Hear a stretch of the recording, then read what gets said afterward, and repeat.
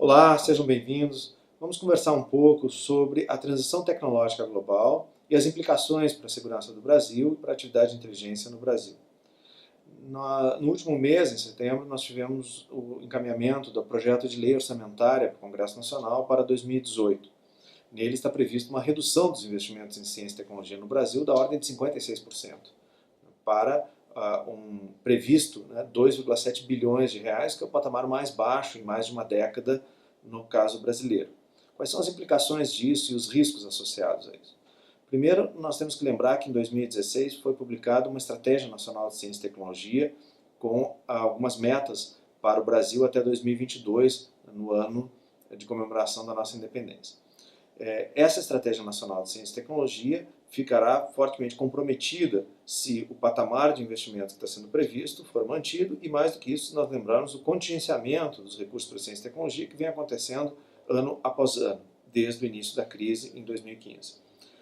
As implicações disso são de duas ordens. Primeiro, a descontinuidade de projetos e perda de pessoal qualificado, que em si mesmo é um atraso para o desenvolvimento do Brasil.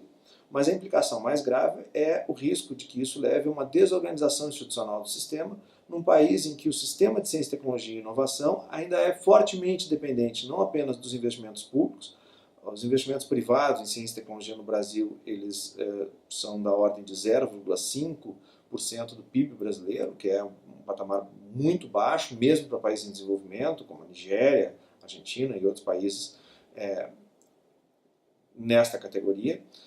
Mas, além disso, ele depende também de agências, de organismos, de instituições do sistema público. A pesquisa e desenvolvimento no Brasil é feita, mais de 90%, em instituições públicas. Então, esta é a implicação da redução desse orçamento de ciência e tecnologia no Brasil. Mas se nós considerarmos isso à luz do que está acontecendo no sistema internacional, a situação se torna um pouco mais preocupante ainda. Nós estamos vivendo no sistema internacional uma transição tecnológica global. O que significa isso? Não se trata apenas da notícia diária que recebemos sobre novas descobertas, novas invenções, novos desenvolvimentos tecnológicos. Há um conjunto de transformações associadas a isso que chamamos de era digital, que vem se acelerando desde o início do século XXI e não tem um patamar pré-estabelecido onde essas coisas vão se estabilizar, mas ela passa claramente para uma segunda etapa nesse momento da combinação de um avanço da revolução digital, das tecnologias digitais, para mencionar apenas três grandes impulsionadores dessa transformação: o processamento e a análise e a visualização de grandes volumes de dados, a internet das coisas e a inteligência artificial e a robótica, com o aprendizado de máquina num nível mais profundo.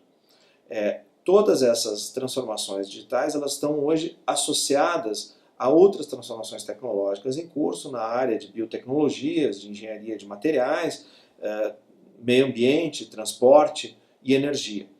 O conjunto dessas transformações tecnológicas está modificando o funcionamento da economia mundial, a base produtiva, o cotidiano das pessoas e também as formas de pensar e os sistemas políticos. Nós temos hoje esse processo se dando em escala global, mas não de maneira igual em todos os países. Há um risco bastante claro de um aprofundamento da distância entre países que hoje são científica e tecnologicamente proficientes, como o Brasil, em relação aos grandes líderes da inovação mundial neste processo de transformação tecnológica. Para países como o Brasil, a transição tecnológica global coloca, portanto, desafios na área econômica, na área de inovação e também na área de segurança internacional. Quais são essas implicações para o caso brasileiro e para a atividade de inteligência no Brasil? Nós temos, por um lado, na área de inteligência estratégica, a necessidade de monitorar essa transformação tecnológica global, porque, como eu disse, ela muda a base produtiva e a hierarquia de riqueza no sistema internacional.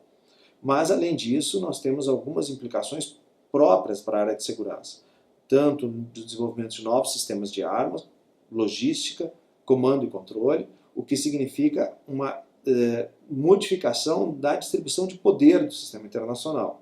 E, especificamente no caso do ciberespaço, um aumento das responsabilidades de contra-inteligência e contra espionagem no caso da atividade de inteligência brasileira. Nós temos, em algumas áreas, em alguns nichos de desenvolvimento científico e tecnológico, que continuam protegendo o conhecimento sensível no Brasil e, ao mesmo tempo, protegendo o desenvolvimento econômico brasileiro da atividade de inteligência hostil contra o nosso país. E isto significa fortalecer esta capacidade de contra-inteligência, de cibersegurança, né, e também o envolvimento da Agência Brasileira de Inteligência nesta área. Essas implicações para a segurança do Brasil vão continuar e vão se aprofundar nas próximas décadas, e para isso o sistema brasileiro de inteligência deve priorizar a modificação tecnológica global nas suas áreas de atuação. Muito obrigado e até a próxima.